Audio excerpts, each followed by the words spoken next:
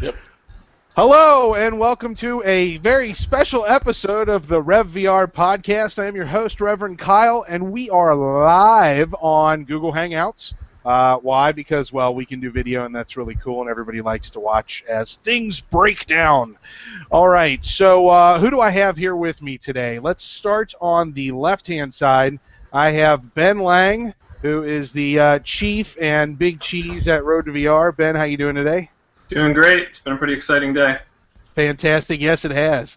All right, and to his left, we have Cymatic Bruce. How are you doing, sir? Hey, what's going on, Kyle, and all the people watching? Ready to discuss. Let's do it. All right. And next, we have Mr. E. McNeill of Darknet fame. How are you doing, sir? Awesome. Thanks for having me on. Awesome as well, yes. And last but certainly not least, we have Mr. Justin Moravetz of Proton Pulse and Vanguard V fame. How are you doing, sir? Absolutely great.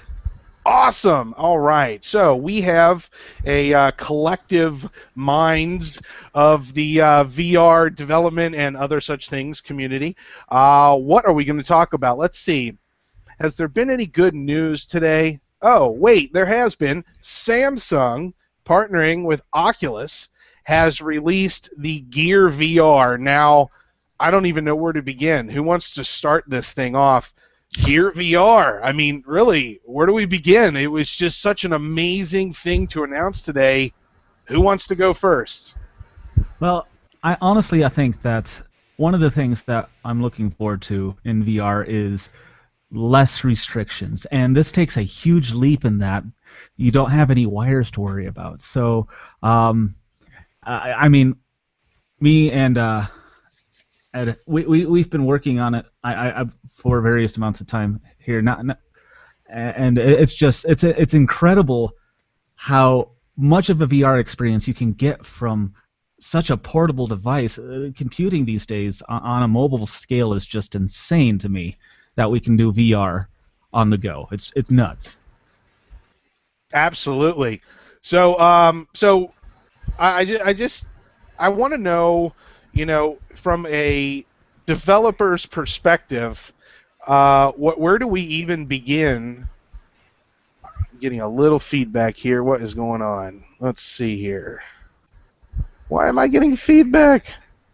No. Oh Not no. here. There we go. Okay, sorry. All right, so from a developer's perspective, what goes into this? I mean, did you have to do something special to be prepared for this? No, I got sat down in a room and handed a very early dev kit, and they showed me a couple demos, and I remember taking it off, and I think I said, I thought that was an unsolved problem. I didn't think we had the technical capacity to do that, because it was, I was kind of bracing myself for something subpar. When you're, going from a PC-based thing to a mobile-based thing, you're expecting to make sacrifices.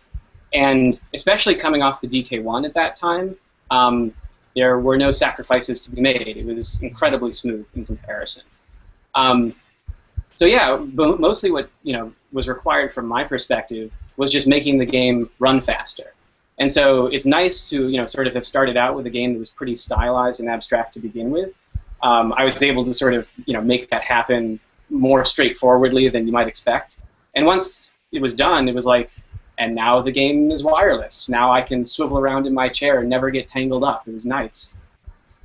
Yeah, the sensation's absolutely brilliant. I mean, when I first got the dev kit, I pulled out this this phone, and I'm like, I've seen mobile VR solutions, quote unquote, before, and so my first impression before even turning it on was, how good could this be? And I turned it on, and I was completely blown away how rich an experience it was. I mean, coming from the DK1 myself at that time, I had a new favorite VR headset, and now the thing is, I had to get Proton Pulse running on it, and that like you said, I had visuals that were somewhat abstract and stuff, so it wasn't that hard. But there's some interesting new challenges when it comes to thermal and battery and various other things that you have to take into account in addition to just getting it as pretty and fast as possible.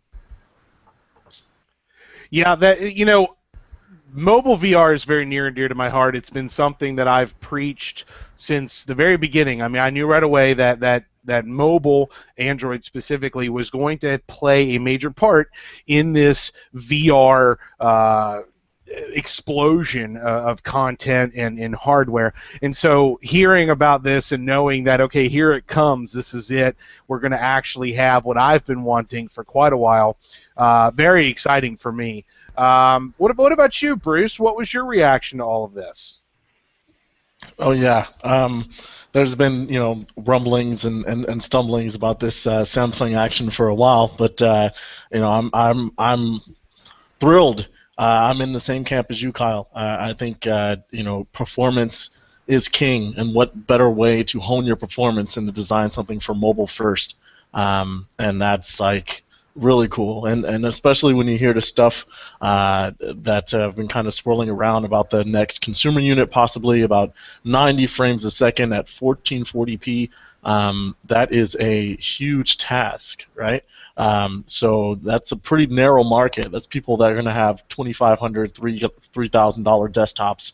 They're going to be able to push those pixels, push those polygons. So to hear that, hey, we're going to have this thing that delivers a rich experience, but it's going to be based on what basically 100% of people that are interested in this have, a smartphone. And I think that's huge, and making great experiences for this is, I'm like, yes. Well, I'm glad Samsung's throwing their weight behind it. So, and also it's probably the added benefit of a better or awesome Samsung screen for the next Oculus unit. Who knows what? Now that partnership has been formally announced and established, I can only hope for the best. Absolutely. And so, Ben, you are from the news side of things, to get up this morning and to find out that there is this huge, monstrous announcement. Have you just been running around trying to collect as much data as you possibly can about this? Yeah, that's pretty much what we do here. But it's exciting because aside from what was a 10-minute segment of Samsung's larger announcement here, there's so many cool details. I mean, John Carmack's talk alone talked about all of the little bits and pieces and things where they're digging down into the Android hardware to make this an experience that's worth having on mobile. And so, all day it's just been uncovering more of these details that were kind of glazed over pretty quickly because Samsung was talking to an audience of people that aren't as up to date of this as we are. But as you get in there and dig deeper and find out all of these little tidbits, it's been exciting stuff all day, and anybody who's been following along has been seeing us churning out the articles. Mm-hmm. Yeah, no, absolutely, and I'll tell you what, you've been doing a fantastic job keeping all of us posted. I've been kind of doing what you've been doing, which is I need to know as much as I can. I want to see every picture I can see. I want to hear every experience, every video. Give me more. I want more.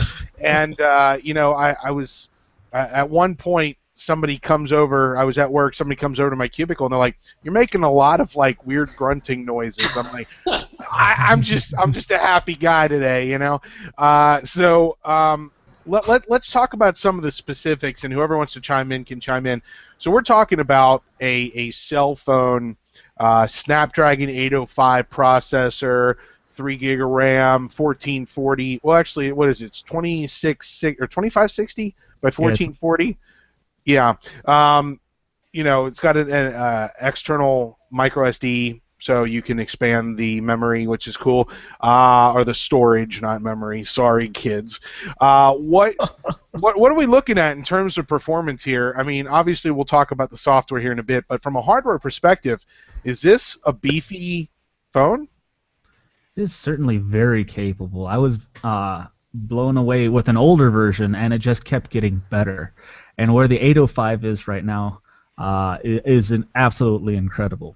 One of the things that you have to keep in mind, though, is not to overdo it. I mean, you can push it to be as great as the cell phone is these days, or down the road to near PS3, Xbox 360 visuals.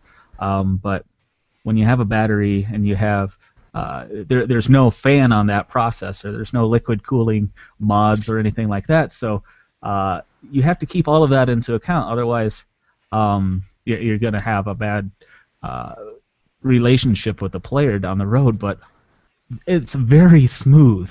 The screen is incredibly smooth when you move. When you have everything locked in just right, it's incredible. It really is. You need to check this out for sure.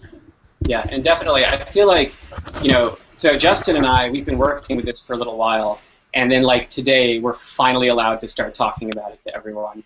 And so, I think, also we're like developing for it, and I feel like I'm a cheerleader now. And I don't want to just be a cheerleader, so it's important for us to like talk about the disadvantages too. And that's a good point that Justin brought up. Like, so we actually got to see some like technical advice from John Carmack, which is like being handed the tablets from God.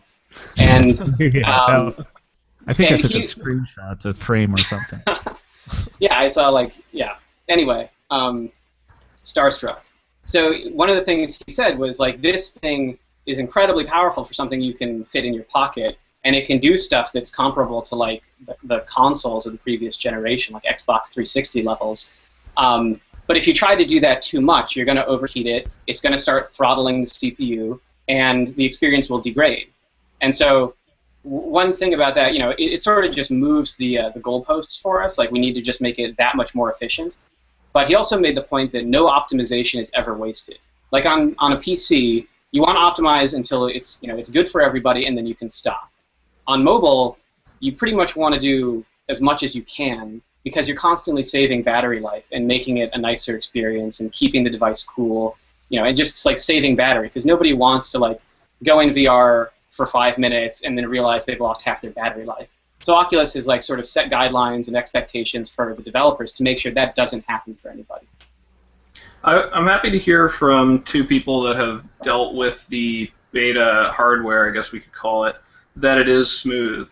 Because ideally, when going from desktop class VR to mobile VR, you should not have a terrible change in experience. This should just be the mobile version. The visuals have to be cut down, where if they are, you can still have the same quality of latency and head tracking, sans positional tracking in this case, as you do in mobile. What we've seen prior to this is not that.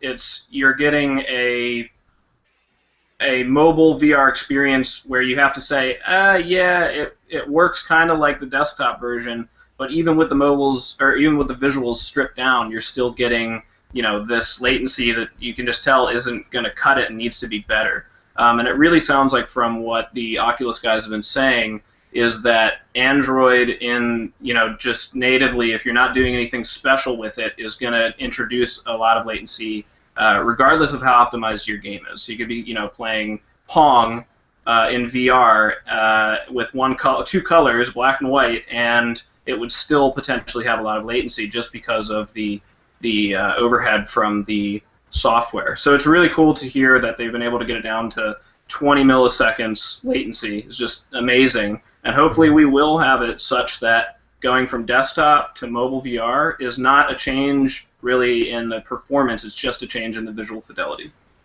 And that, I think, is like, Justin, you want to take that?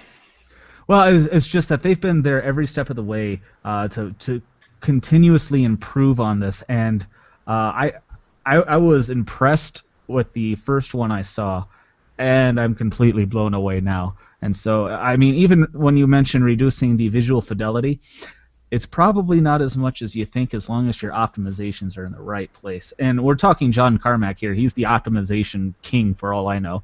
And so, yeah. But, yeah, it's incredible. I think we need to brag a little bit. Yeah. I think we need to brag a little bit on Oculus's behalf about, or John Carmack's behalf perhaps, about asynchronous time warp, which is one of those delicious buzzwords that probably we'll be hearing a lot of, and with good reason. So, on the DK2, you need to keep the frame rate up at like 75 frames per second, or else it starts to get judder. And that's like the one thing that has made me sick on the DK2. It's a cardinal sin. We want to stay away from it. And even if you were like hitting 75 frames per second, if you like got a hiccup in the game or something, you get a little jump in the graphics or something like that. Asynchronous time warp is essentially making sure that the view in the game, as you rotate your head, is being updated at a constant 60 frames per second, like regardless of what else is going on in the game. And so even if there's like a hiccup like that, it's no longer this like lurch in your stomach. It's something that you can handle now. It's a lot more forgiving on game developers, which is not to say we should be forgiven. We should still optimize as much as possible. But it actually makes it feel smoother than the DK2 at its best, in my opinion. So Bruce, you know how games freeze scene to scene from Unity, and that was something that's gone. Somehow they managed to keep head tracking working even during that pause when it's loading the next scene, and so Wow. it's insane how good that works. That's amazing. Yeah, just hearing 20 milliseconds just like blew my mind. I was like, "Are you serious?"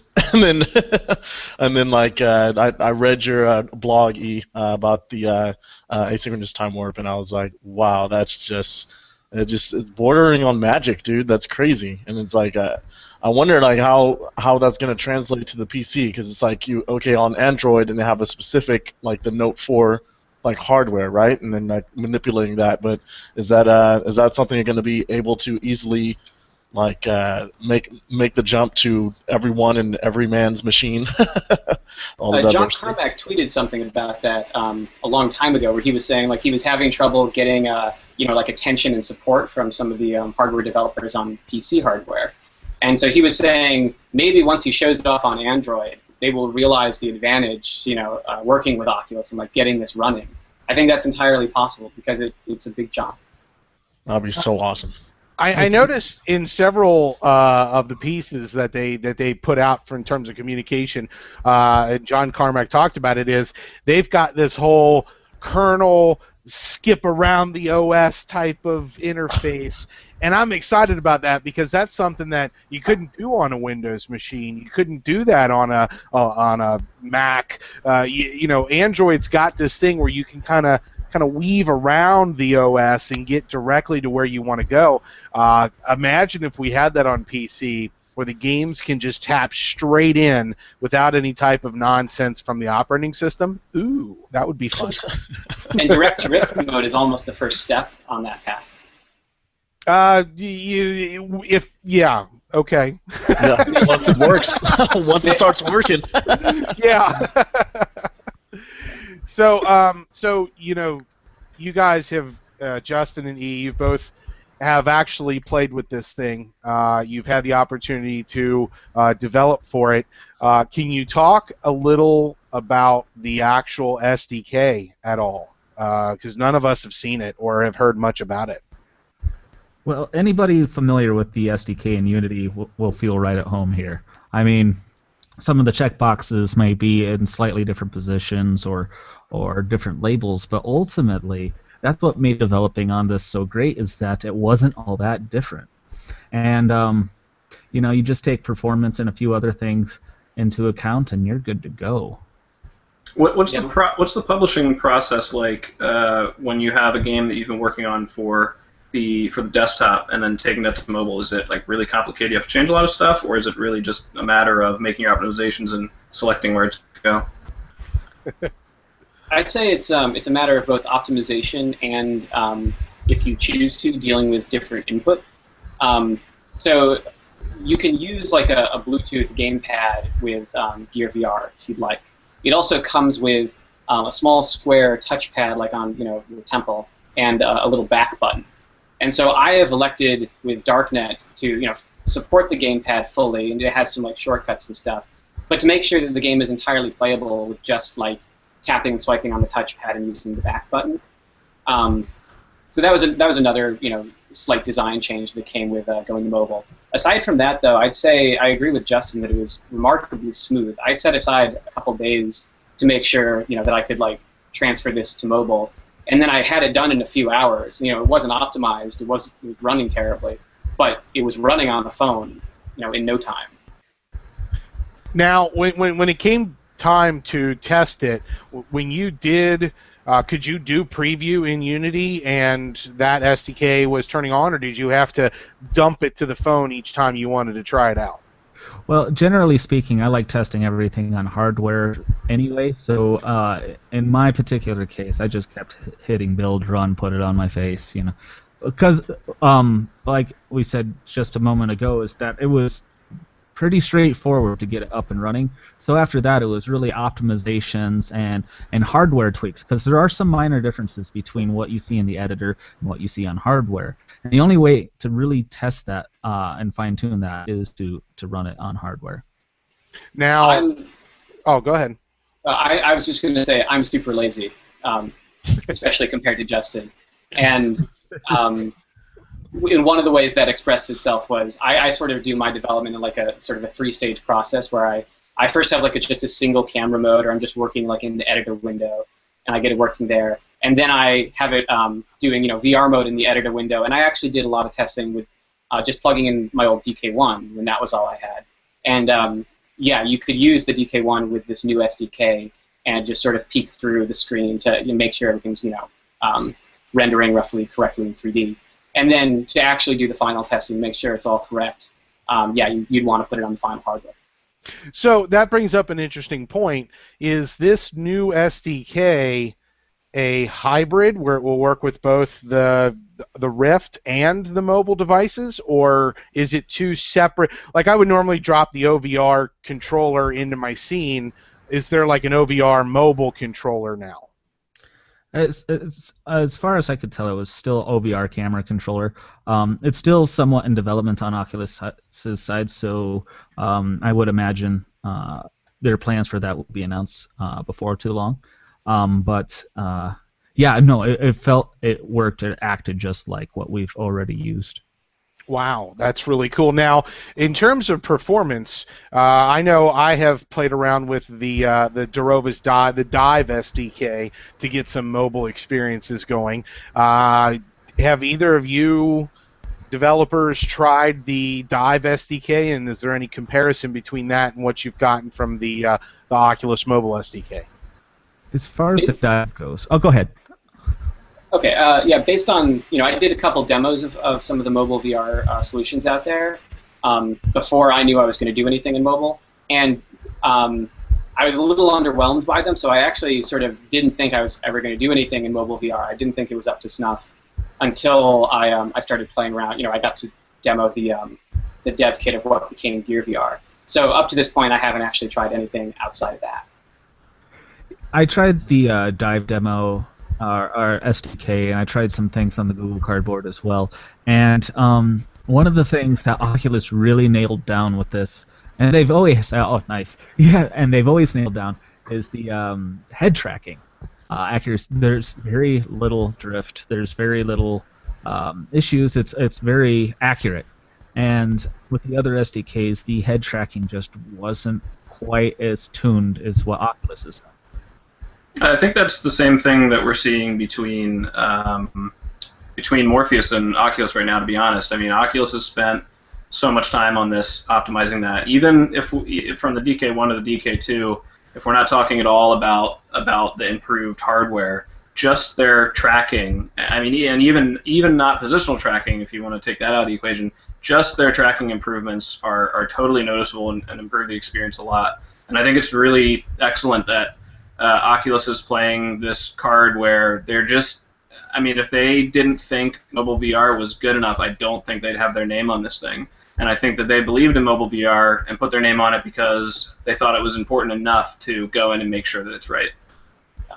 I think it's also important, we should look carefully at like the way that Oculus framed the announcement when they posted it on their blog. I agree with you. Like, they're not going to put their name on anything until the quality is up to a certain level, and I think this has reached like a good consumer VR quality. But even then, what they're saying on their blog is early access, beta for early adopters and enthusiasts. This is like an early version, and it's going to get better after this. So I kind of feel like the VR community is wanting this like big moment when VR happens. And originally we thought that was going to be the Oculus Rift comes out, now VR is a thing. I think instead what we're seeing is like this slower trickle where they want to make sure that everything's up to snuff, that the technology is mature, and that they're not overselling it. That we on the Oculus subreddit and Road to VR are ready for this, and I think we're going to be very happy with Gear VR. And they're just going to keep on improving it so that as it expands its audience, everyone is happy with it. It is a really interesting moment in kind of this consumer electronics world where this is becoming more prevalent. I mean, so we've seen this happen in the world of software, where because we have the infrastructure to put out early games and keep them updated and let people see it develop as we go, and it therefore gets to them sooner. Now we're starting to see that in hardware, which is really, really interesting, even just more broadly in the VR world. But so, Oculus put out the DK1. It wasn't secret like some companies do with devices. It wasn't even restricted to just developers. Really, all you had to do was say, I'm a developer, check, and buy it. And Oculus wasn't going to stop you if you were just an enthusiast or just even anybody who wanted to toy around with it. And so it's really interesting that Samsung isn't calling this a developer kit, but they are calling it the Innovator Edition. It's kind of the same thing. It's like a one step closer to the consumer who wants to try it, but they're still holding it back and trying to say it's not quite ready, which I don't know whether or not that's a great thing, because some people might not understand. If you don't say specifically that this is really not quite ready for the mainstream, some people are going to get it and be upset. But I mean, I think we've seen that this kind of engagement with the community is important for really making this happen, for building the critical mass of development and content that is necessary to make this thrive in the long term. Well, they have so many things right on a consumer level with this device. I mean, the lenses are nice and flat. It has a focus wheel on the top. Absolutely love how the lenses are on here. You can have your headphones plugged right in. There's a bunch of things going on for this. And so the early adopter, say, for a 4K TV is not so much that the TV can't do the full quality, it's that there's just not the content for it. And so we might be seeing some of that as well behind why they labeled it early adopter or and such. The thing that I really think is great about this versus the VR we've seen so far is how insanely approachable it is. You put it on, you're good to go. You don't have to set up any drivers. You don't have to do any of this other stuff that we've gotten so used to in our daily VR experiences. It's just on, and you're good. And this is that crucial step for consumer level VR that really needs to be ironed out by all the players. And that's even more true from a consumer or from a software standpoint, where as a developer, if it runs well on my machine, I know it runs well on your machine, almost like a game console. There's not going to be any of this tricky configuration of trying different modes to get it to work. That's a good point. We have there were a few naysayers that were like, oh man, now I have to buy a Samsung Note 4 just to have good mobile VR. But what's stopping us from using the Oculus mobile SDK and just putting it on my Nexus 5 or 4 and throwing it in a Google Cardboard or something like that? I mean, isn't that a solution as well? I imagine they have a little more going on in the hardware level around the firmware and all of that stuff. Don't quote me on that, because I'm not entirely sure what their plans are down the road. But I mean, as we discussed earlier before, there's something that ties the Oculus technology a little closer to the hardware than Android generally allows for. Well, and for one, that's the Oculus tracker, which was an interesting point about today's announcement. So Carmack, when he got up on stage, said that the way that he explained it to that audience, which is not as VR savvy, was it's similar to the sensor in other smartphones today, but it has an update rate that's 5 times faster. And on top of that, their kernel is talking directly to that sensor. So as Kyle was saying, it gets around the OS and cuts out a lot of that latency. So I'm not sure, and you guys, Ian and Justin, might know more than me about whether or not this could work on other devices, but at the moment it kind of seems proprietary. I mean, I don't know that we'll just be able to stick any old Android device in any old viewer and have it work correctly with the software.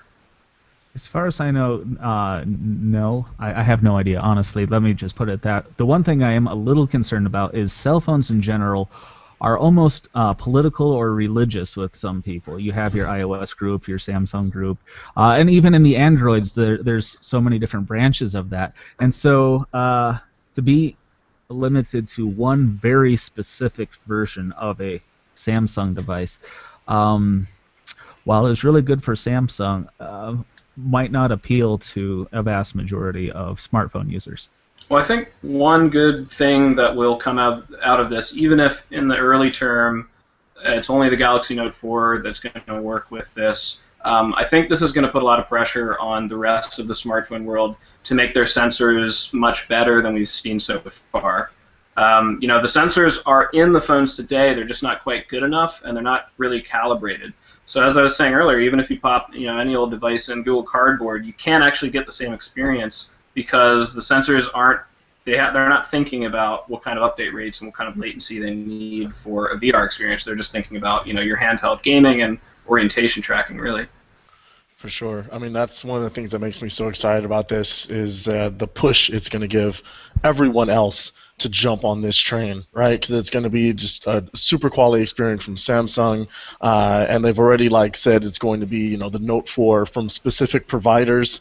So it's going to be very kind of looks like it's going to be kind of a very exclusive type thing, and a lot of people are going to want to jump on this. I mean, and they're talking about a release this year, which Oculus probably won't have their unit, land this year. So this could be the big, shot heard around the world for consumer VR, as it were, because it's so accessible, because it will work so well, and because it has that same kind of feel as that feverish Christmas item, because you're only going to be able to maybe go to T-Mobile and to get the Samsung Gear VR that everyone wants, right? So it's very interesting. It could be a whole kind of feverish pitch around getting your hands on one of these. Because it's just the whole concept is so exciting. I mean, and people come to VRLA or SVVR, SFVR, and they're instant converts when they're new to this stuff, and they instantly ask, "How do I get? What do I need? What do I buy? What do I get? What do I need?" And to know that, oh, I only need to get this and this cell phone. I was going to upgrade my cell phone anyway. So yeah, I think it has the potential to be even more huge than even we're kind of putting out right now. Now I have a question for you guys. Now, there's the iPhone and then there's the iPod Touch. It's basically the same hardware on the inside, just one with and one without a cell phone contract. Does Samsung run a similar thing with all of their hardware, or at least some of it to some degree? Because I don't follow up on that as much. Good question. They should, Samsung, if you're listening. Yeah, because you're absolutely right. It's a good point, because maybe I don't want to have a cell phone, I mean, let's just say, for example, and I know that there's going to probably be a software solution for this, but I'm playing, I don't know, Iris VR's, Unicorn, whatever their Blair's new mobile VR game is. It looks amazing. I'm going to be playing it for hours, I'm sure. And he's going to yell at me for mangling the name, but who cares? And all of a sudden my phone rings. So, okay, hold on a second. Wait, hold on. No. Don't leave a voicemail. Please don't leave a voicemail. And I mean, is that going to be a problem? I mean, is that going to be something that if we had just like a little phablet that we could have, a 5.7-inch do nothing but play games type of tablet, Samsung might have a market for that. Well, just to interject real quick before we talk about the phone usability, I did mobile tech blogging for a long time, all smartphone, tablet stuff, and I'm fairly certain, this was a couple years ago, but I'm fairly certain that Samsung did have, at one point, just basically a standalone kind of smartphone-size device that was kind of like the iPod Touch, where it was, no cellular stuff, just Wi-Fi, but had all the processor and everything else, so totally not out of the question. But I'd like to hear from Ed or Justin about Kyle's question. Did you guys experiment at all with the phone usability? Did you make this prototype device? Did you use it as a phone at all and find out what happens when people are IMing you or sending you messages or calling you while you're playing? No, not really. I generally, it was hardware that I was very, very careful with, so I put it away very carefully, and because I only had the one to work with, and but I didn't really test it as a phone, and that's an interesting thing, because when you get a call, you don't want it suddenly to go into its regular screen and hurt your eyes and stuff, you would want to be able to answer and deal with that call while still in VR. Same for text messages. So that's not something I have seen personally. I haven't looked into it, but I imagine, I would think Samsung would be working on something along those lines to make sure that the phone features work while in VR. Yeah, I don't have like a solid answer, either. But my impression is that that's something that Samsung is looking at and working on. And we can imagine solutions where, for example, it pops up some little overlay or window in the VR world, or it lets you answer the phone in speakerphone and then pull it out and change, set it back to normal or something like that. Or maybe they'll just, when you call, they'll have they'll have a little avatar come into your virtual reality world and knock on the screen for you with a picture of their contact image right there and say, "I'm trying to call." I mean, That's can you what I'm imagine? talking about. Can you imagine doing VR chat and say like a Starbucks or something? I mean, there's social implications that are incredible with this thing. Yeah, well, and I think I do remember them saying something to the effect of there will be some way to mitigate an actual real call or something like that. But what if it is important? What if you do need to be able to take it while you're playing one of these, varied? Well, there's like 4 games. What if you want to have that option to be able to take it, not have it to be deferred every time? A Google Glass type of interface where as you're playing, all of a sudden a little bloop. Okay, you've just got a text message. Bloop. All right. Respond, yes, LOL, JK, send, and off it goes. Or what if Bruce is doing his stream from his new Gear VR, and while he's streaming, somebody calls and wants to know if he wants to go out and party tonight? That can be a problem. It's funny you mentioned a little Google Glass type interface because you could totally do that. You could have a virtual Google Glass on your head in there, and it just pops up, and you can only see that notification when it looks up there. It can function just like the real thing, which I think leads nicely into this talk about Google Cardboard. Google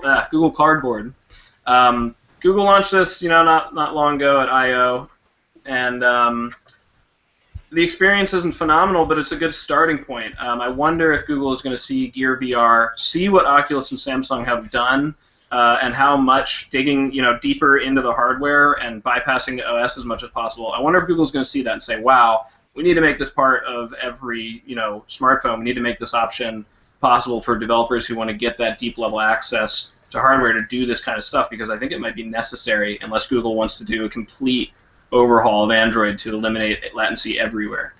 Well, they're so close already with like the Tango, right? Like what's going on with the Tango and its abilities as far as its camera and its like the way it's able to lay out rooms and things. I mean, in theory, and I'm putting this in quotes, in theory, they should be able to do positional tracking, right? So that would be even like a one-up. Like if you can get all of that awesomeness going on, and then also have positional tracking on top of that in a mobile device, because it's able to compare the environment and see where it is as opposed to where it was like a millisecond ago. That would be pretty insane.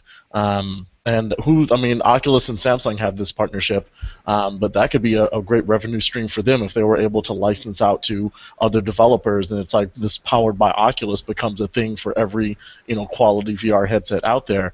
Now that they've already got it done, that could be an opportunity there too, which would be very interesting. If we're gonna go with speculation and stuff like that, what I'd like to see down the road is something that ties this to what we have already. So like the DK1, the DK2. I'd love to see this portable device be able to plug into my PC, and now I can use it for the big boy games. And we're seeing things from NVIDIA with the NVIDIA Shield, and Sony's doing with their streaming. In the Wii U, their wireless video is getting better and better year after year. And so while maybe not this road, and this is me completely guessing here, so don't take it any other way, that there could be an emergence of the tech.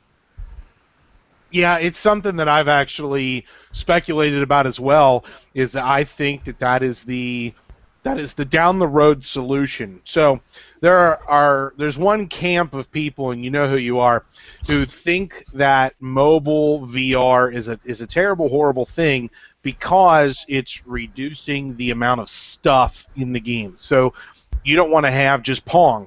You want to have Technolust. And is Technolust going to run on this? I doubt it. But you want to be able to play games like Technolust. So what does that mean? That means that you have to have a solution where a mobile processor, motherboard, RAM, and all of that jazz, that architecture runs it while it's not plugged in. But then you take that thing home and you plug it into your computer, and suddenly that motherboard is bypassed and everything's being run from your NVIDIA GTX 9001. That is an ultimate solution, in my opinion.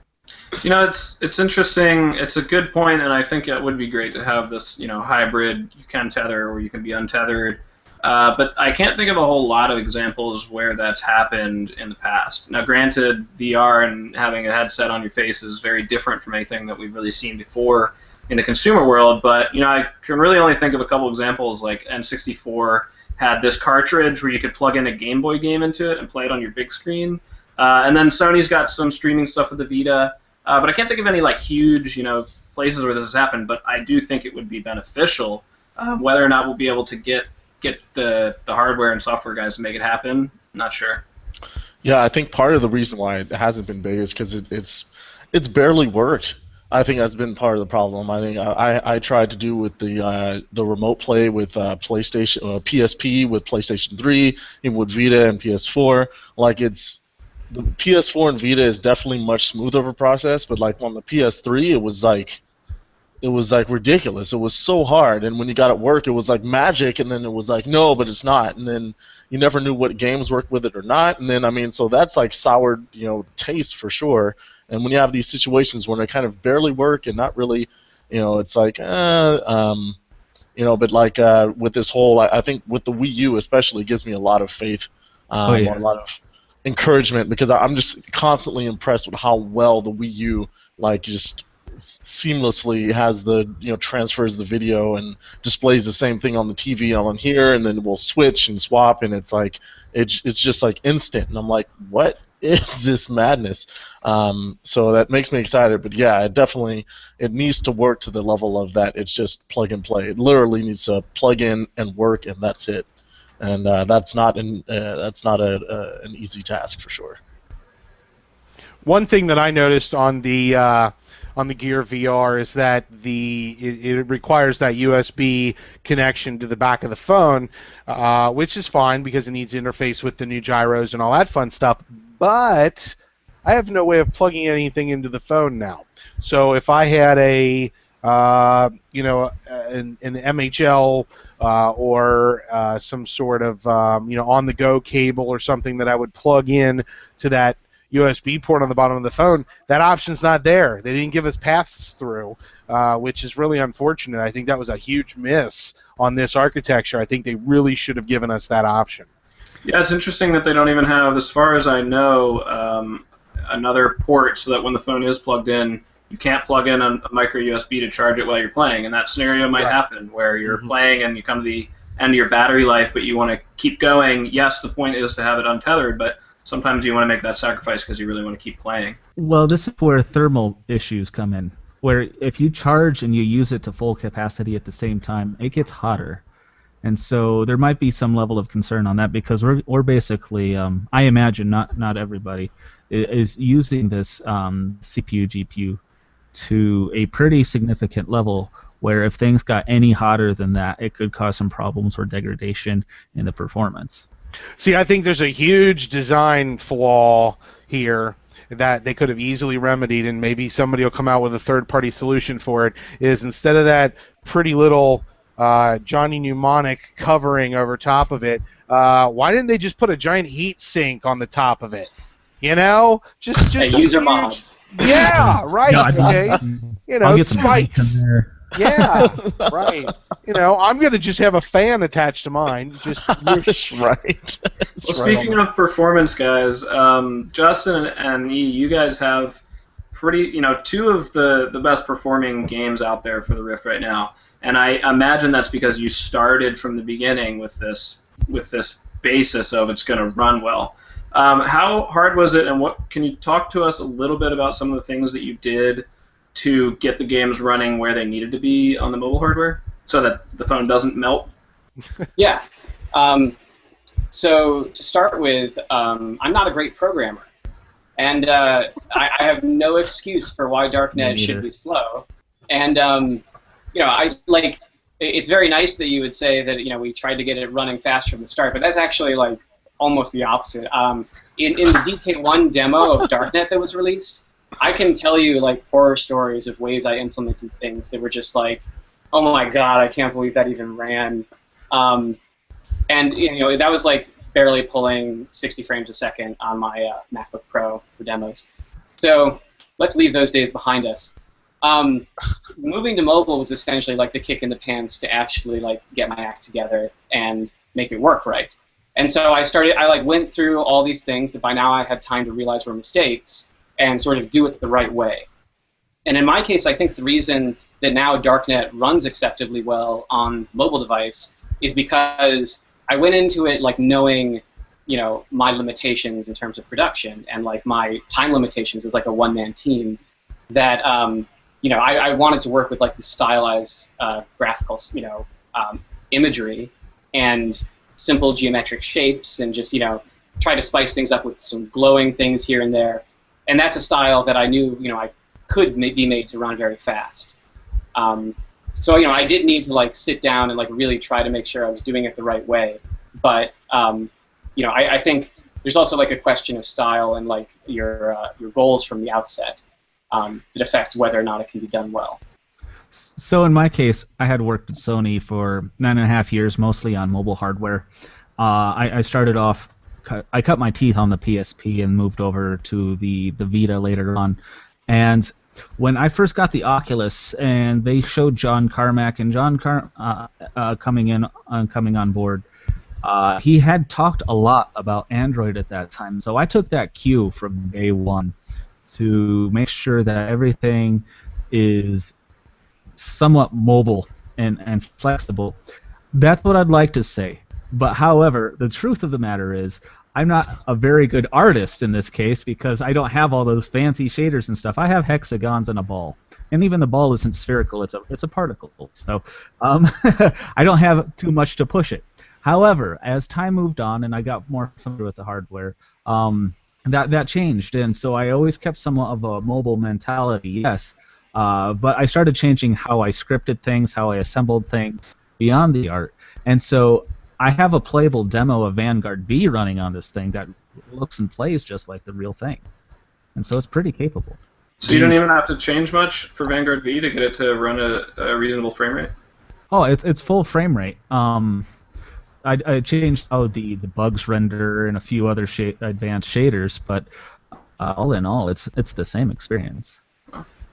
Wow. Did you find that a lot of this optimization that you both did will transfer to development for PC and Mac?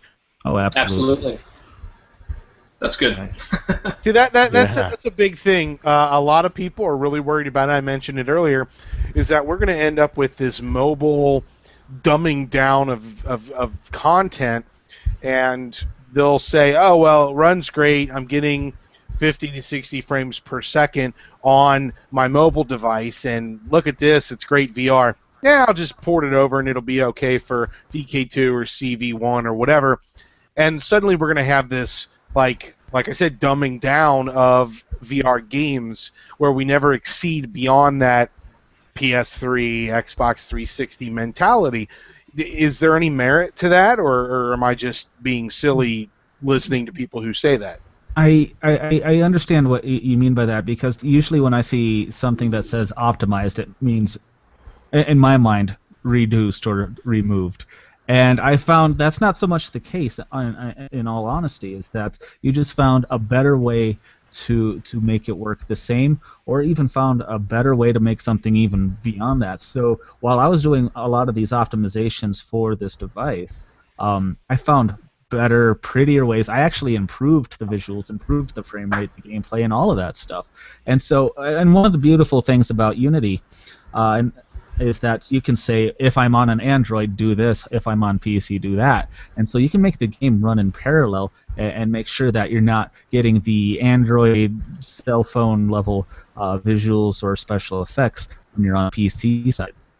And I had the same experience where actually optimizing my game and doing things the correct way ended up making a prettier game as well. And it's pretty simple for me to just sort of crank up the polygons if I want to switch to a PC version. And that's what I've been doing so far. I think that even if we do see this, what I guess you would technically call a reduction in quality or fidelity from the on the PC end, I don't think that's necessarily a bad thing. I think that's actually where we need to go, because right now we're in this world where it's developers and enthusiasts. You're talking people that are very likely to have these really powerful, expensive rigs. But if VR is going to take off in the mainstream, it's not just going to be mobile. Your everyday person is going to want to be able to plug in a headset to their computer and run it. So I think that this will not only bring up the bottom end by making the VR experience on mobile better, but it actually could bring down the top end a little bit. I mean, because that's just what we need to do. We need to target this world where it's not only 2% of PC users can run this stuff. It's really a much larger portion. But I think there's always developers willing to push the limits of graphics, and there's always gamers willing to buy the latest bleeding edge stuff to run it. So I don't see a fear in losing that expensive but awesome experience on the top end. And we should give credit as well to the audience, the gamers. I don't think anyone's going to be tricked by people who are secretly porting crappy mobile games or something. If a game looks prettier, then it's going to be recognized as such. And we still have great incentive to sort of deliver the best game that we can on every platform. So, okay, let me just throw this out there then. Bruce, everybody watches you play games all the time. Every Sunday we watch your stream. You have a relatively beefy machine, or so I've been told. You've struggled to run some games. What is your thoughts on taking some of the games that you've struggled with and trying to run them on mobile?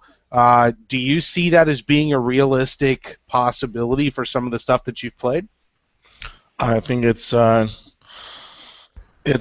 rough prospect, and there's a combination of things, right? You have people that are coming in that are new to development, that have lots of enthusiasm and excitement, but maybe not that expertise to optimize. You have an SDK that's very raw, that has some improvements that it can have there. And then you have some development teams that are excited about VR, but their game plan was initially for the PC and Mac market. So something like Elite Dangerous, for example, which is just a hugely beautiful, wonderful game, and I think they've had VR in mind from very early on, but still, it's pretty beefy as far as what it displays and its effects and all this stuff. And there's other titles I've played too where it's just like, man, this is just this is rough trying to get this thing to 75 frames a second. And a lot of the tools that people are using are still not optimized. I think that's a big part of it. Unreal is they just got 4.41 or 4.1 rather SDK from Oculus in there. And it's been a struggle. I mean, how do you optimize? I mean, there's a lot of stuff is not really public. It's one of the things we're struggling with here at AltSpace, about how to optimize something to make sure that we want stuff to run on someone's MacBook Pro, and not just their super beastly machine. So yeah, I think at this point in time, I think it's going to take a very skilled individual to make that transfer, which why I would encourage people to go the other way. Start with mobile and then work your way to PC and Mac. This seems to make more sense if you're new to everything. Just start there, learn with the optimization and deal with that first, and then so when you go to a beefier machine, it's just it's a easier transition, I would imagine. Quick question for those of you who have actually handled the hardware so far. Is the target, when we say optimize, is the target still 75 frames per second on the Samsung Gear VR? Good question. 60. 60 on the beta, or also going forward? Well, I don't really know going forward exactly, but 60 on the beta. The thing about the 60 on here is that I couldn't tell the difference between this and the 75, and what I mean by that is it's not just 60, it's a very, very consistent 60, because they're so close to the hardware for the time warping head tracking. It's incredibly smooth. And lower latency. Yes, yeah, no, it's very eye-opening, I should say. A few people were throwing that out there. It's like, okay, so the DK2 is a Note 3 screen that has been pushed to 75 hertz, and now we've got the Note 4 screen, higher resolution, still 60 frames, 60 hertz. They're not pushing that or overclocking that at all, as far as we can tell. Yeah. So some people actually asked me on Reddit. Originally, like, the reason for doing 75 frames per second on the DK2 was because they're doing low persistence. They don't want to have any flicker visible, so they have to refresh the screen faster. So somebody asked me, like, considering that they're doing low persistence on the Gear VR display and doing it at 60 frames a second, or 60 hertz apparently, do you see any flicker? Why don't you see any flicker? And that was actually the first time I'd ever thought of it. Like, that just had never occurred to me, and using the device, I'd never noticed it. I never saw any flicker. I don't know if anybody who has like better eyes than me, but it actually did seem like just a plainly smoother experience than what I've had on the DK2 so far. And it might have something to do with that whole asynchronous warping, because that really is supposed to reduce all of that, and maybe that's the solution. So the reason that they need to have that 75 frames per second, 75 hertz, is because the PC doesn't have the ability for that asynchronous time warping. That's logical. So there actually may be down the road, maybe even for CV1 or CV2, a solution where you're not pushing it to that 90 frames per second to get the good smooth transition there. It could just be a software solution, wrap around the OS and give us 60 and we're good to go. Who knows? What I'd really like to see on the driver level or the hardware level from GPU manufacturers, if Oculus kits, is hardware supported distortion, and just really take it out of the game and see if there's some way to even bring it that much quicker, that much faster, without affecting development all that much. So that brings up a good point. This SDK does have actual distortion, because that's something that the other, like, Dive SDK does not have. So this does have true distortion and gives you that same effect that you would have from the standard SDK. Is that correct? Yes. Okay. Did you notice that it was any different at all from the standard? I know we're kind of going backwards a bit here, but I know people are going to ask, why didn't you ask that question? So 1-to-1 though, you don't see a difference between that distortion percentage or anything? What I did notice is that the lens is not popping out, like they're not cups, you don't replace them or anything like that, and so I expected some difference in how the distortion would look and feel, and it just wasn't the case. It just worked. And so I'm like, I want to see this in my DK2 right now, Yeah, right. Yeah. Give it to me. All right, so here is something that I've seen, Polygon and The Verge and CNET and everybody else and their brother has reported, and look, I've got it in my hands. Hey, neat, here it is.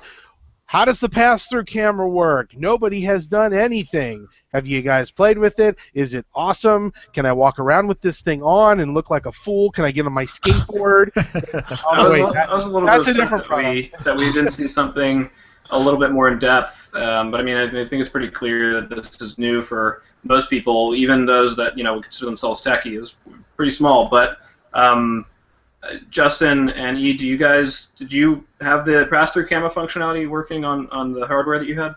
Oh yes. Yeah.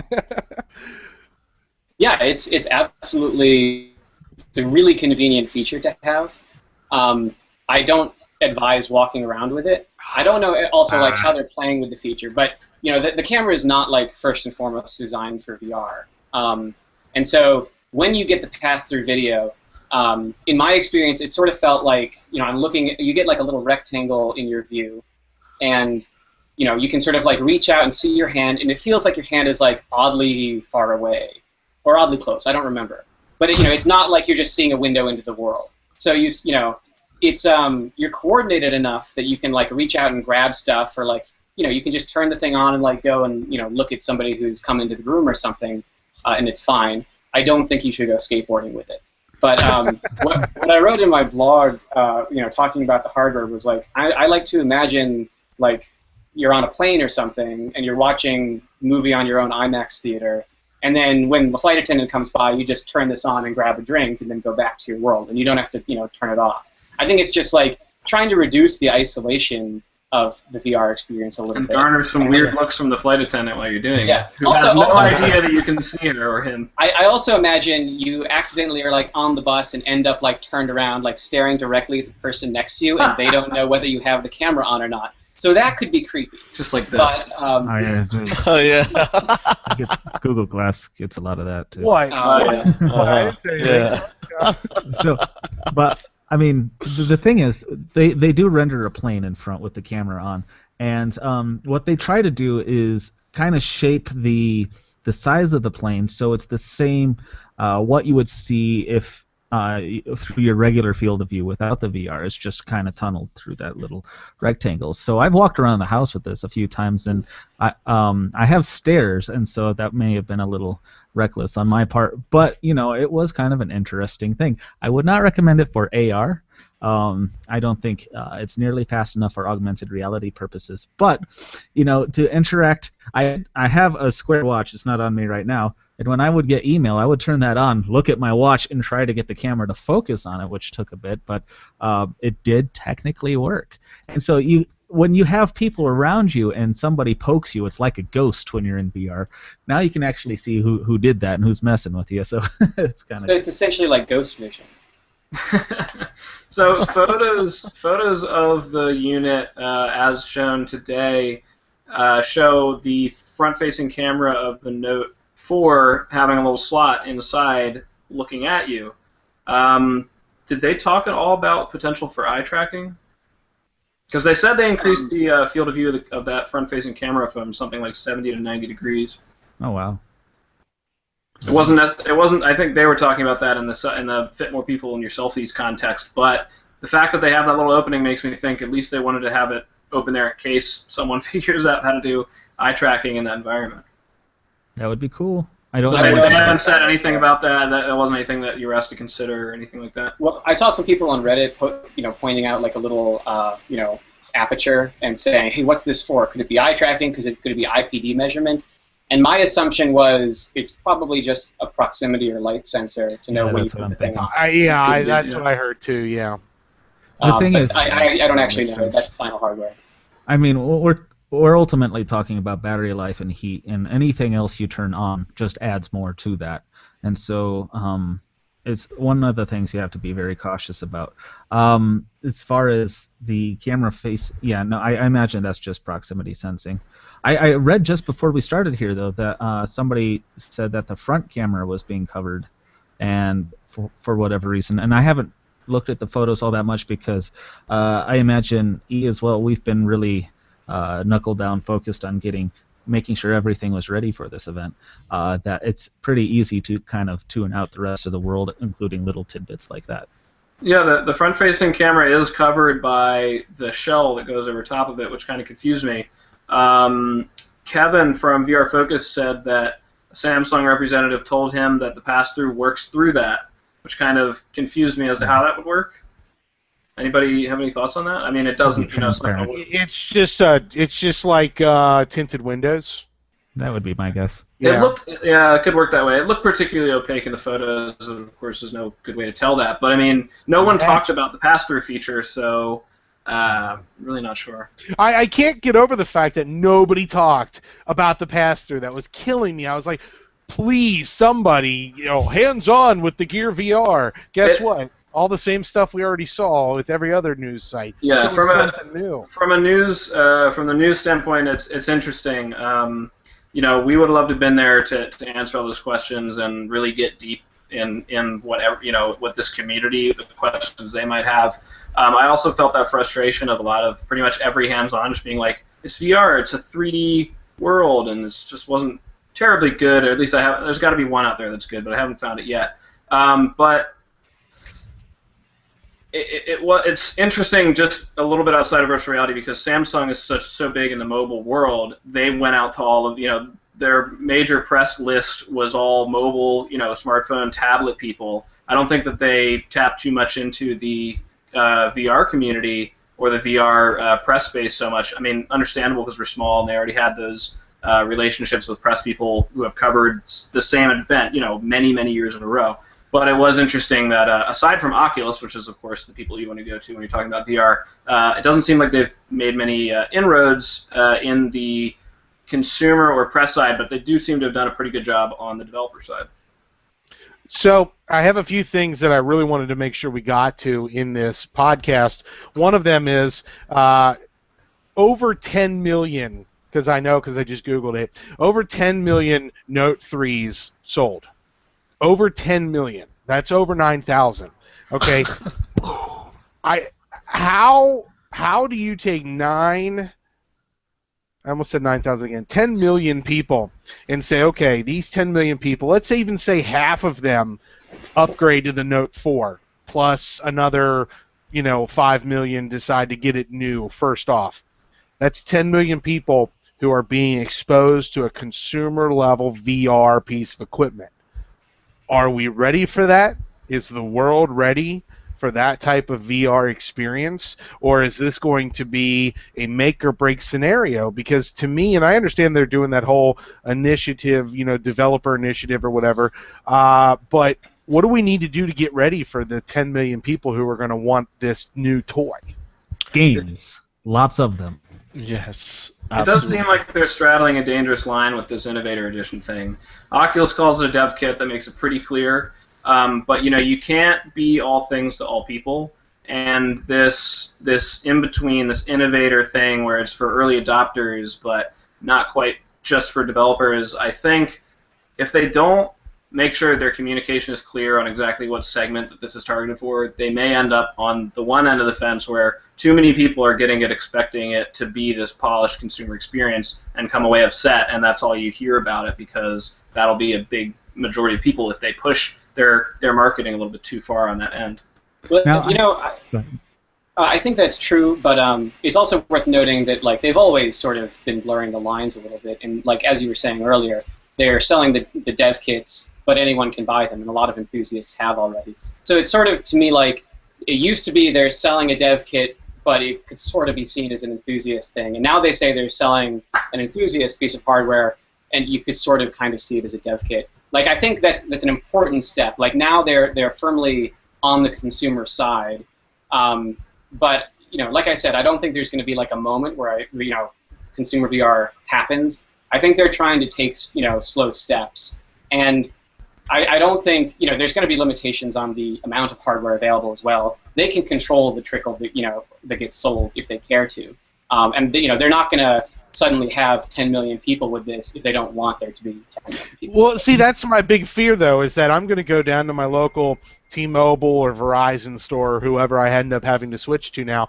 and go in and be like, yeah, I'll take a Note 4 and I'll take one of these little Gear VR boxes here. And another guy comes in, he goes, yeah, I'll take one too. And I'm like, oh, cool. So what are you looking forward to doing? He's like, I don't know what's available for it. I'm like, well, give me a little bit of time. I'll be right back after I get mine. I'll go develop something for you. There's a good answer to Stay this. here. Okay, go ahead. So, what is a cell phone primarily used? It's not talking anymore. There's three basic pillars. There's internet surfing, there's watching and consuming content like video and music, and there's games. And so our job is to make the games. However, and I don't think this was discussed much on Samsung, but they did go over it a bit, they have a really good system for playing movies in this thing. Both 2D and 3D movies. It looks and feels like the real deal. I put an episode of something on here using their playback system, and I sat back. And so generally when you're watching a video on your phone, there's this level of disconnect. It wasn't the case. I put this thing on, and now I am in a awesome room with a giant screen in front of me. Now, if we took that a step up and had a variety of rooms where you could literally lay on your bed and the thing is angled up, I mean, you're set. So there's really good alternatives to games for consumption. If we wanted to go into the web market, this is a good way to present retail items and such, so you can see the scale. You no longer have to take a picture with a banana, but that's stuff that would also have to be developed. But as far as us making the game content and the web content, that movie and music stuff is already there, and so that can keep things afloat for a very long time while we catch up. That's a good point, Justin, and you're right, it was really brief when they went over it, but if you pause that frame where for like 5 seconds they showed a slide of some of the partners they're working with, it's a pretty awesome list. For the studios, we've got DreamWorks Animations, 20th Century Fox, Legendary Pictures, Marvel, Paramount, Warner Brothers, IMAX, Cirque du Soleil. Like, that's awesome. We've hardly seen anything, either nothing or almost nothing from these guys so far. And now it seems like before games really get big, it seems like Samsung might be trying to fill the gap with this video content. And when I say fill the gap, I don't mean that as a bad thing. I just think as a transitionary period and as a primary type of media to be consumed on this device, it makes a lot of sense. And I think it'll be cool to see, Pacific Rim, let's say, maybe released in 3D on this, and then maybe, the next time we'll see some extras filmed actually for VR, and then maybe eventually we'll see full movies filmed for VR. But that lineup's pretty awesome, and I think a lot of people just missed that. I think the content side, like, they're fully aware that content is king. That's gonna, make or break this. That it has to be ready for launch. I think also, like, the smaller games are going to be there as well. Like, if we're talking about a lot of these things that tie into this content problem, where, like, you need people who, developers who are innovative and agile, who are doing stuff with, like, stylized content, and, who've hopefully been working on this and, like, no VR stuff, and, like, hey, we've got this whole community of people who, since the DK1 for over a year, have been playing around and making VR stuff. And so today we had announced Titans of Space, Dread Halls, Ocean Rift, and I even heard a rumor that Proton Pulse and Darknet are going to be coming out as launch titles. Yeah, I heard that rumor like, too. Yeah, they're like, the like homegrown VR community games, and they sort of all like went into hibernation for a little while, and it turns out all of these games have been developed further and turned into full experiences and are going to be coming out as sort of, I don't know if they're going to be some of the few full games available, or the scrappy underdogs compared to the Marvels and Harmonixes of the world. But there's going to be a lot of good content. And there's also stuff from more established indies, like the guys who made Monument Valley and the guys who made The Room, both announced that they were doing VR titles. So I think it's going to be really exciting from an indie game perspective, which I'm totally part of that world, and I think that's going to be one of the fantastic sources of content for this. And so, so okay, what about for those of us who are wannabe indie devs who have a piece of property, like, I don't know, Project Taurus, which is designed with plug with mobile in mind from the very beginning. What am I going to have to do as a developer to get my hands on this gear? Am I going to have to go, stand in line in October at a Verizon store and pay, what, $300 for the phone plus whatever under $200 means for this device, or is there going to be some sort of developer connection type of thing? I mean, those are the kind of questions that I have in my mind right now. I want to give you content, Oculus. I have content. You can have it, but I got to have the stuff to develop it. So that's the sort of thing I'm in, and I know I'm not alone. There's a lot of other developers who are like, please let me play with this so I can make you a game. I mean, they're screaming for it. So what should we be expecting? I think that is a very good question. to Oculus, I couldn't really answer that. But they do have Oculus Connect coming up, and I'm hoping to see some level of push behind this hardware and what's going on down the road at that venue. So I'm hoping soon. I'd also say, like, they've made it pretty clear to us that they had, a very limited number of dev kits available, and so, like, I don't even have what they were showing at the press event today. Presumably, that's production on that is happening right now, and those are going to start ramping up, and perhaps they can start putting that in the hands of devs, but that's speculation on my part. I would also speculate that they're going to open up the SDK now that this project has been announced, and they don't have to like really try to keep secrecy. Hopefully that'll open up pretty quickly, and I think that's in line with Oculus's development philosophy. They don't want to have this really locked down development system. A quick question for you guys before we go on, because I know someone or most people are going to hate us if we don't ask. Can you talk a little bit about the screen quality? I mean, before the DK2 came out, when you were talking to somebody that had tried the DK2, it was like, how is that 1080p screen? And now we haven't even asked you. I guess 1080p looks pretty good, but tell us a little bit about the screen door and the performance that you see out of that. What we have 3 terms for now, either Quad HD, 2.5K, or 1440p. Take your pick. How is it? I'm gonna go with 14p on this one, because but yeah, no, it's interesting. OLED doesn't have the same kind of pixel shape that LCD does, and the DK1, everything was a square. You definitely got a screen door effect. With the DK2, it was a little more difficult because the green a part of the pixel is slightly different shaped and various other things. And now it's even more compact, and with the FOV being slightly different, you have more pixels in the center than ever before. And so when you have the something of that higher resolution outside of the Oculus, I cannot, for the life of me, see a pixel on that thing. And I really, really try. That's awesome. I put it in the Oculus. I can see some if I look for it, but it's getting to that point where I'm being a jerk pointing out screen door effects versus there actually being an issue here. And it floors me that I can say, hey, yeah, 1440p on a cell phone when I don't even have it on my computer. It's crazy how good that screen looks. I wish it was in my DK2. I think an important thing to note is, like, although 1440p doesn't sound a much bigger number, it's actually 76% more pixels, right? So we're talking about pixel density, like that's humongous. We're multiplying as that p number gets bigger. So that's like 2.5K. Yeah, exactly, right. 1.21 gigawatts. Yes, we need that PPD, that pixels per degree situation. That needs to catch on. That would be nice.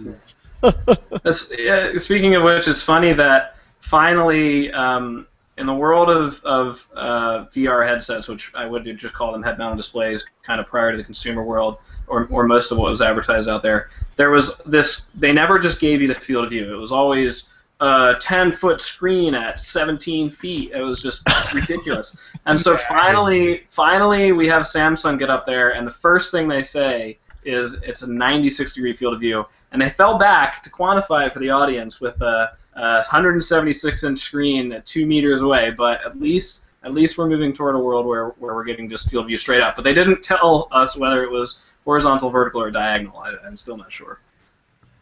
What I can tell you is, and maybe people will just hate this answer, but I did not detect an appreciable difference in field of view when switching between the DK2 and the dev unit. According to that statistic, it's 96 degrees. It's a little bit smaller. I would not have been able to tell you ahead of time. It was not a distracting factor if it was any different. I found it humorous. One of the gripes that somebody said was, "Oh, look at that graphic they're showing, and who's the person who designed that graphic? Don't they know 96 degrees is half of 180?" And I'm looking at it, I'm like, That's what you're picking out and complaining about, is the fact that the graphic didn't quite round out to the number of degrees. I don't know, it's silly. I find the whole thing ridiculous of the whole, it's a million-inch screen that's 2 meters away or whatever. Useless. I hate that. It's so stupid. You know what it is? It's like open your eyes. That's what you see. That's what VR looks like, people. Well, how does it compare to a screen? It doesn't. No, I mean it's not like the screen is static. We have okay. Let me point.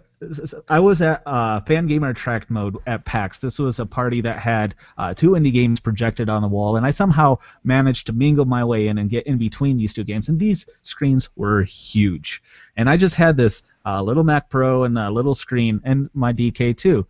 And despite that, I told the guy there, I have the biggest screen here. You don't understand. I am winning here. And the lines behind this demo proved my point. We opened, we closed. There was never a break. It was phenomenal. We got to think beyond this rectangle in front of us, screen size at a distance, and you're in the middle of something. You're not looking. That's how content used to be made, and we have ways of converting old content to work with this hardware. But above and beyond that, I'm really excited, and I'm just. Yeah, it feels a little bit like trying to describe television in terms of radio, or radio in terms of books. Like it's a different medium. It's a different medium. Like we need new quantifiers, like for sure. I like that. I'm going to get a T-shirt made, Justin, about what you said. I've got the biggest screen here. It's not the size of the screen that matters. Just a dude with a rift on, just standing with his arms crossed, like got the biggest screen here. There are so many opportunities for good T-shirts with all the VR stuff. I mean, somebody's going to make $1 million someday just producing T-shirts, but then they're going to lose it all in the shipping, though. That's the problem. Justin, Justin, I'm going to make a bunch of T-shirt ideas. Have you make them for me, and then we'll split the shipping costs, and we'll make $1 million together. There we go. All right, so I really want to also touch on the fact that Marvel has a sticker that can go over top of the front of the shield, or Marvel, that can go over top of it, and it makes you look like Captain America or the Hulk or whatever. Is that a new market now? Am I going to have to make Reverend Kyle cut out so you can look like me? Absolutely, yes. Let me tell you a story about my trip to CES. I did not believe how many phone accessory booths there were from all around the world. People paid money to come to Las Vegas to set up a booth about phone cases. I was like, I didn't really grasp how lucrative that market was until I saw the floor of CES and was like, gee, like how many companies are actually making these phone accessories? How are they all staying afloat? It's nuts. I think once we have a HMD or a couple HMDs in the market that are really popular, making accessories and clip-ons and different things is going to be a humongous market. It's going to be a humongous market, absolutely. I think it might be early right now, but yes, I think it's going to be huge. I'm super excited about the the Captain America eyes, because I was worried that if I had the HMD on, nobody would know I was nerdy enough. And that really That's a good point. Yeah, I want to make sure that leave no doubt. I got that street cred. Here's a random question coming from Twitter. The guy says, do you see Apple? Like, what is the speculation about Apple getting involved now that Samsung's making this push? Do you think that's even a thing? Apple never follows. They kind of try to set the bars for various things. Now, I say never follows. They tend to take something that's headed in a direction and then place their mark on it. And it's not like, it's hard for me to explain this, but everybody has their idea of what Apple, Android, and various other things, and Microsoft kind of react to trends and things in technology. And I don't know. It doesn't seem like the kind of thing Apple would be involved in from my perspective, but I could just be naive in this case.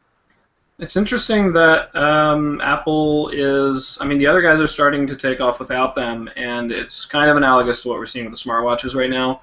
So I almost feel like the smartwatch market is as developed as it is because the rumors that Apple was going to do it were so pervasive early on. And so now we have, Samsung has several different models, and we have Android is trying to beat Apple, some people would say, but Apple hasn't even launched a device there yet. We may see the same thing happen with virtual reality, although there weren't rumors that Apple was going to do it causing this stuff to happen. It's kind of interesting that we've seen Oculus, which some could argue is kind of the Apple of the VR world, where they don't put stuff out unless they think it's great. They've paired up with Samsung, and now Android and Samsung and Oculus are kind of taking away the lead here. So if Apple doesn't keep up, they may find themselves in a situation where Android has all the great apps and content and stuff, just like Apple used to over Android back before Android was able to catch up. I actually have an exclusive here for the entire VR community. He's already laughing. He's already laughing. All right, so here's the exclusive.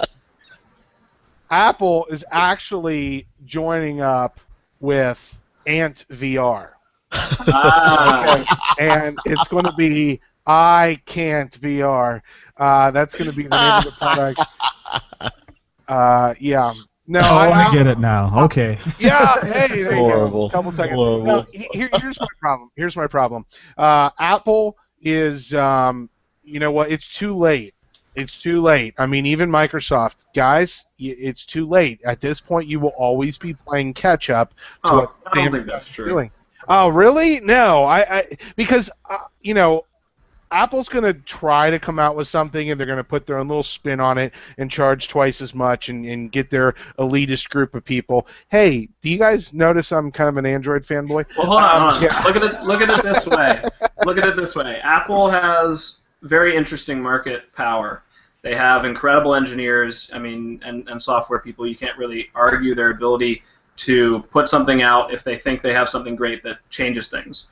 The smartphone market before the iPhone was not the smartphone market that we know today. They could literally be called two different things. The name happened to carry over, but we're talking about a world of BlackBerries and Trios before Apple entered the game, and when they came in, they changed it. So to say that they'll never be able to catch up, I just going with history can't say that that's going to be true in the way that they managed to.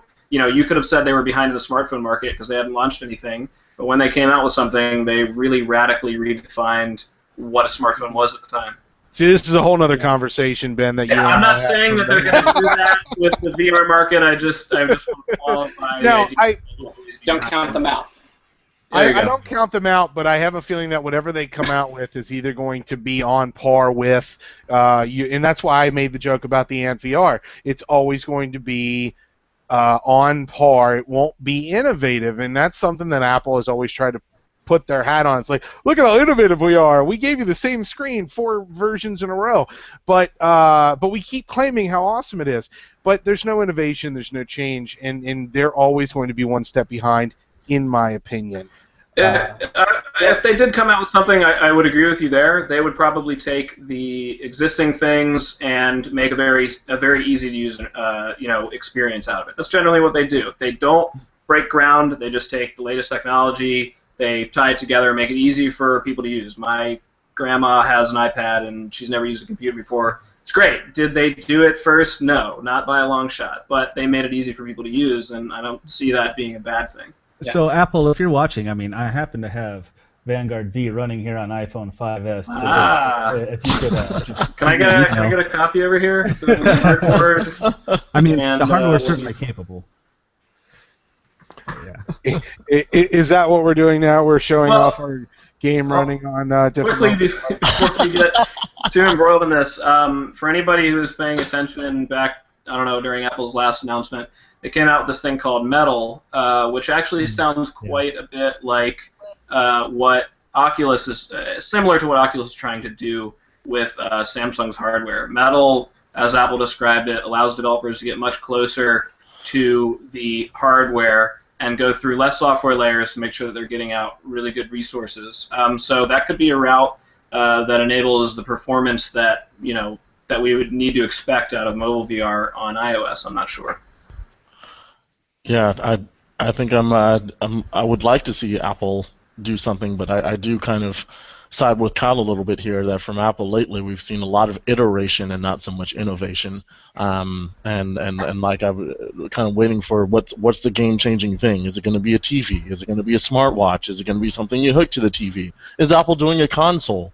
And it's been another iPad, another iPhone for like what is it, 4 years now almost, right? So Yeah. So that's what I think, and it could have a push, but I think it might not have that push until after Samsung sells a million of these. Yeah, we could have. You could have. Here it is. What is that? Is that contraception running on? Contraception. It is. It's contraception running on Android. Yeah, there you go. That's what your game's about? Oh, God. Yeah. Can you show that on TV? I backed that. You didn't know that? Yeah, no, that's I thought it was not- a Contra clone. Yeah, that's No. okay. No, I mean, but in all honesty, though, I mean, I think that there's, I think a big piece of it, though, is about the content, and even if Apple does come out with a ridiculously superior piece of hardware, somehow pulls it out of the iCloud, along with pictures and stuff. If they were to do that, they don't have content, and I'll tell you what, other than Justin, who else is developing mobile VR stuff? So That's what I'm saying. Yeah, the openness of their platform has allowed people to get a big head start on here. So unless Apple comes out with their own weight behind it, I don't see development happening there because there's just not enough, that low-level access that you need. I don't even know if you could access a Bluetooth game controller to interface with your game, let alone having a headset with a touchpad on the side that can get at that and do the stuff that you really need to interact. We can actually go full circle here. Remember how we were talking about how geeky the display looks? That's one thing Apple adamantly avoids. So until we have stylish hipster VR, I don't think we're gonna see Yeah, it. that's another great point. Yeah, it has to look sexy. And it's, we can this put is a not scarf only- on it. It has to be white and make it and- skinnier. Yeah. Well, yeah. Speaking of which, what do you guys think about the Gear VR's aesthetics? I'm a fan, Yeah, but looks you know, nice. that's compared to dev kits that were not designed for aesthetics. Mm-hmm. So it was a pleasant yeah. surprise to me. I hold up cardboard to my head on a regular basis, or The you know, My 3D. I mean, come on, what are we doing here? I don't care what it looks like as long as it performs like a champ. Yeah. I think it's I probably love this. one of the Okay, best let's looking see who can sets. best. Let's see who can best the pull down from near your.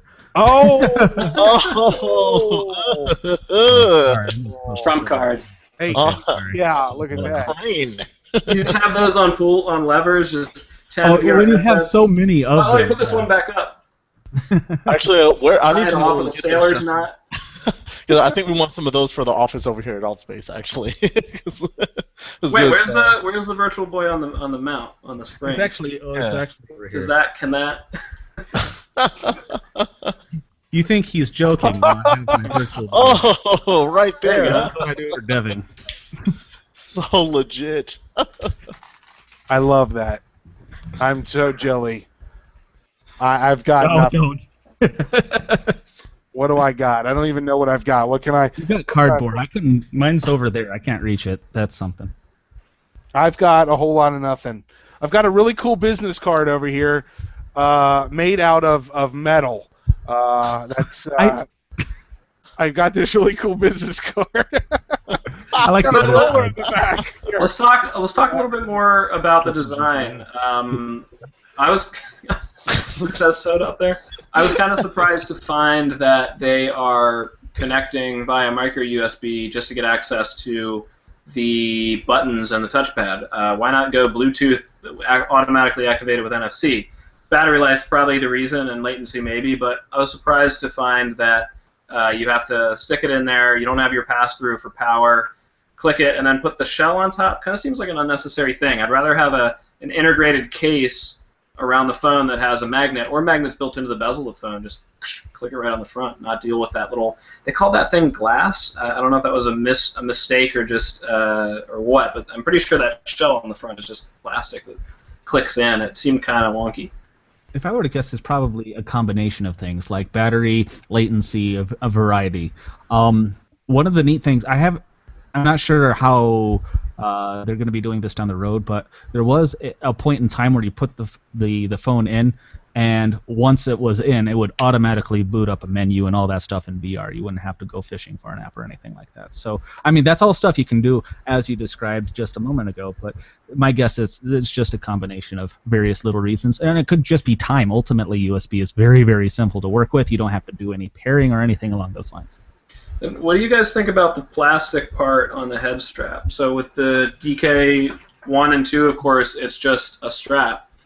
They've added this this plastic piece right here that, I don't know, if you have a strangely shaped head or not quite the right curve there, it might sit kind of funky. Is that a part of the beta hardware that you guys have handled? No. No, but you could probably get some sort of plastic surgery to mold your head to the shape of the thing. Yeah, I think that's what we might have to do. But that's for enthusiasts. Short of just having it just attached to your head, you know, with staples perhaps. Mm-hmm. That's a very good question, though, because you notice there's some plastic on the back as well, right in the back here. Mm-hmm. And down the road, that could be used for more positional LEDs. And it's one of the things that, you know, if you have them back here or you have them up here, you look down, now you still have positional tracking. More This is me positional guessing. any LEDs. Yeah. So this is me guessing again, but if you have something up here, that's hugely beneficial, especially if you have something on the back of the head as well. You know, it's interesting. I wonder if down the road, if we get a Samsung device with LEDs and it can tether, can we just use the Oculus positional tracker, the camera, to sit in front of our computer and get the pass-through high-fidelity experience with positional tracking? Sounds nice. I can see, like, you know, positional tracking comes up again and again, and that makes sense, because I think, like, you know, this entire discussion, you know, we've been talking about advantages and disadvantages, but I think, correct me if I'm wrong, we're all a bunch of fanboys.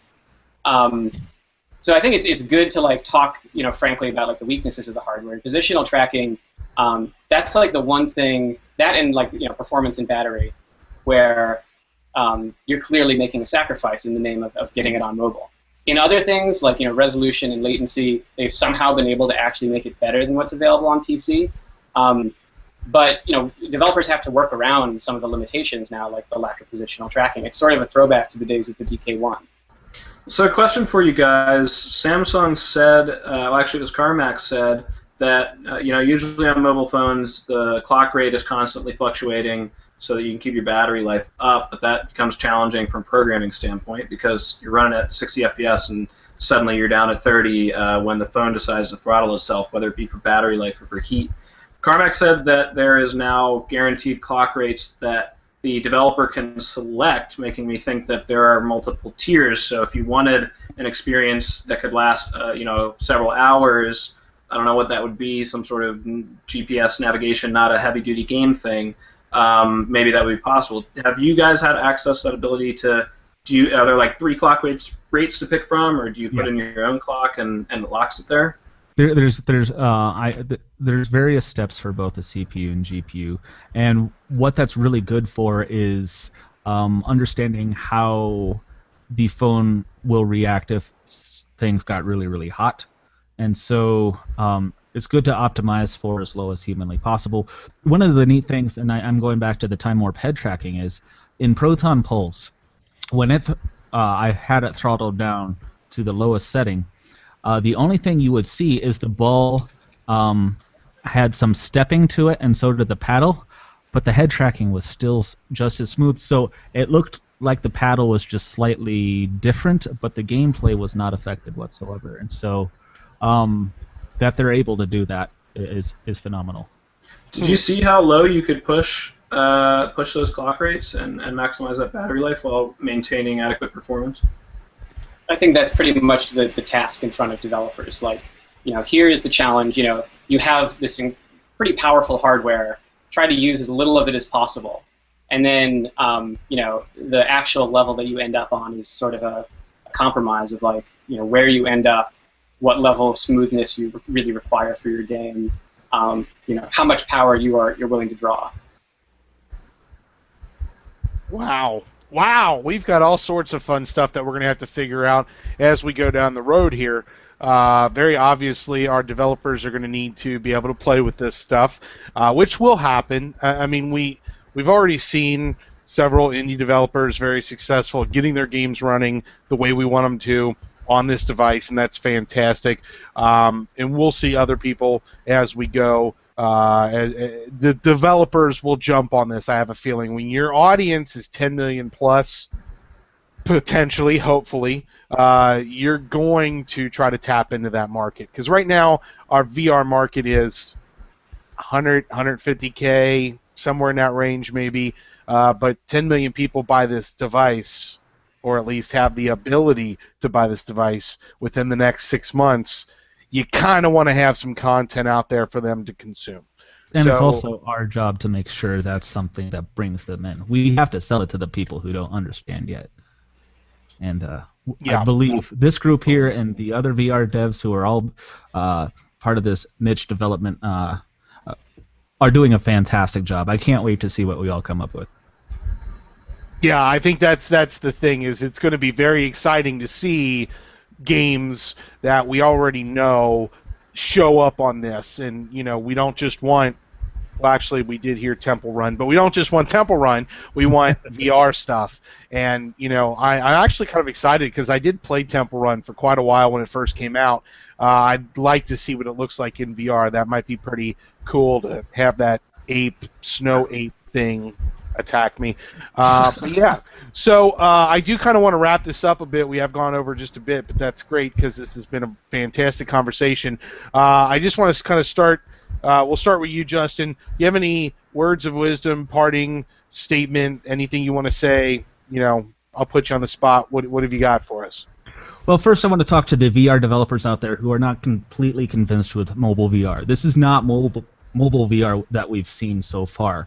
If I had to choose between the head-mounted displays I've seen from Oculus, this rivals my DK2 in many, many, many ways.